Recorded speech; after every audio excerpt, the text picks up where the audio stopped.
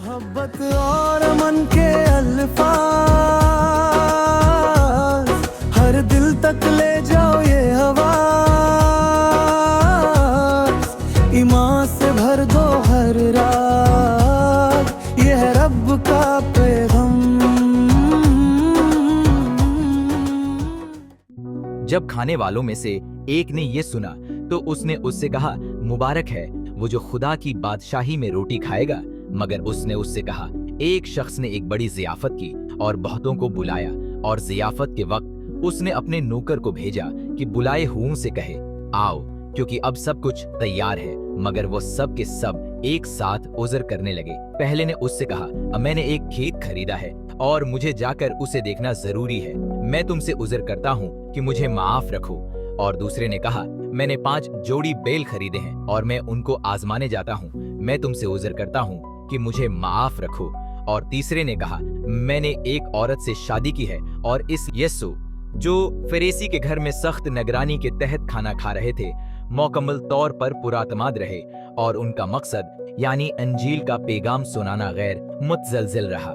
यह वाकया हमें सिखाता है कि गैर आरामदेह हालात भी हमारे ईमान की गवाही देने के ताकतवर मौके बन सकते हैं। यसू की तरह जिन्होंने जानबूझकर जरूरतमंदों से मेल जोल किया, हमें भी हर नई मुलाकात को तबलीग के मुमकिन लम्हे के तौर पर देखना चाहिए। आइए हम अपने आरामदेह माहौल से बाहर निकलें और दूसरों को मसीह की तरफ लाने के लिए सरगर्मी से रास्ते तलाश करें। एक पुराज़म दिल के लिए दुआ करें जो आपके नजात। क्या हम भी उज़र करते हैं जब खुदा हमें अपनी अजीम ज़ियाफत में बुलाता है? ये आसमानी दावत सबसे बढ़कर दुआ की जिंदगी और मुकद्दस कुर्बानी में मुकम्मल शरकत की दावत है। उससे इनकार करना या सिर्फ जिस्मानी तौर पर हाजिर होना जबकि हमारा दिल कहीं और हो, ये जाहिर करता है कि हम उस अजीम तहफे की अहमियत को नहीं समझते जो हमें दिया जा रहा है। तमसील में पहले मेहमानों के इनकार के बाद मेजबान ने गरीबों, लूलों, अंधों और लंगड़ों को दावत दी। ये वो लोग हैं जो अपनी रूहानी गरीबी और गुनाहगारी से वाकिफ हैं और जानते हैं कि यसू ही उनकी वाहद उम्मीद है।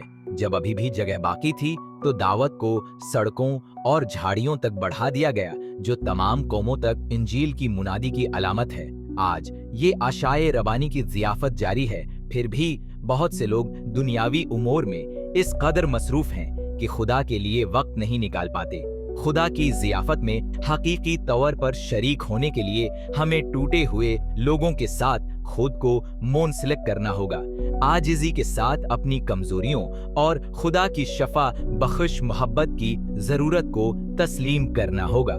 यसू मसीह बड़ी ही रूहानी चाहत के साथ इन्हीं नफूस का खैर मुकद्दम करना चाहते हैं। जब हम एक बार खुदावंद की मेज पर अपनी जगह कबूल कर लेते हैं तो फिर हमें उसके खादम बनाकर भेजा जाता है।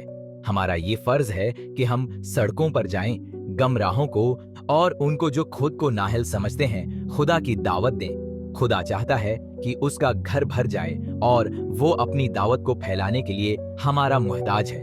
आज 2 बातों पर गौर करें। अव्वल, जब खुदा आपको दुआ और अशाए रबानी में शरकत की दावत देता है तो आप कौन कौन से हुज़र तराशते हैं? दोइम, आप उसकी मोहब्बत की इस ज़ियाफत में दूसरों को दावत देने के फरीदे को कैसे पूरा कर सकते हैं? मोहब्बत और मन के अल्फाज हर दिल तक ले जाओ ये आवाज ईमान से भर दो हर रात ये है रब का